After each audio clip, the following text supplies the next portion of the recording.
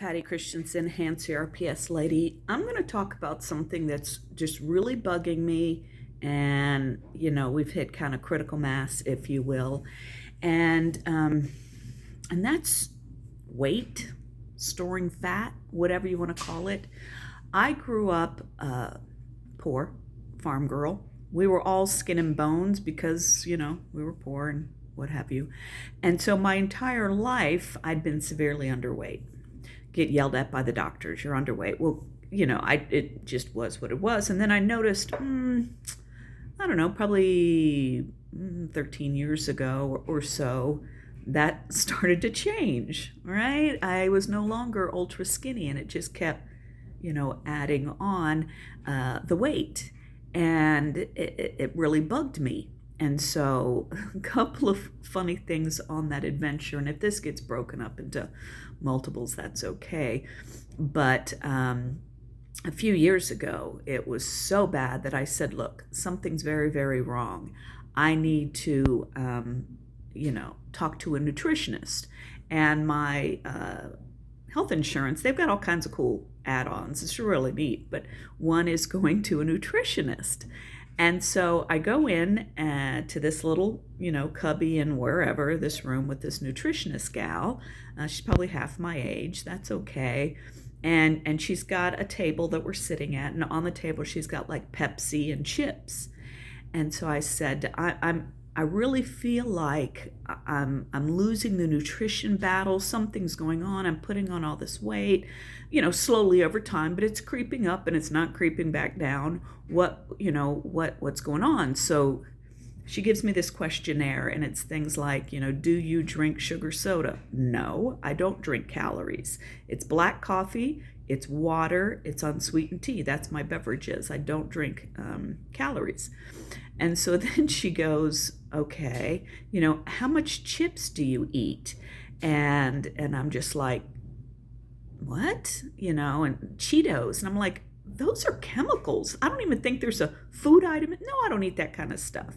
So she'd ask, what was your typical day like? And I would say, well, breakfast is eggs and, sometimes, a meat or something, and maybe some vegetables or fruit, and I would walk through this whole thing. And she just looked at me and said, I got nothing for you because frankly, you eat better than I do. So I was like, I kind of want like a legit nutritionist, someone who says, well, based on this, carbs, whatever, right? But their main thing was just getting people off the junk. And I will admit that sometimes I do the junk, but really something's got to be off for me to be craving that. I noticed, I've been so sick for so long, and I had some weight loss because frankly, I could not eat or drink or, I was just death's door. And I noticed that after that, I went with my husband to Costco. Don't do it. I usually make him go by himself, but I was like, I want to be able to walk around.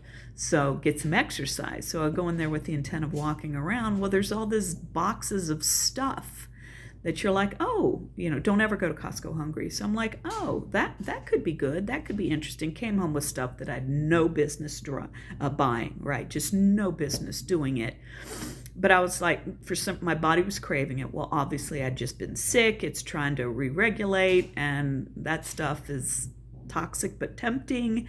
And so I got some of that stuff. But here's what I found. When I ate it, I was miserable. I could eat one item, and I swear for goodness, I could just see it in that, that kind of that gut inner, whatever you want to call this area of fat. I could just see it go straight from my stomach, to the abdominal wall where it just took up residence. And then I could also tell my stomach was hurting bad.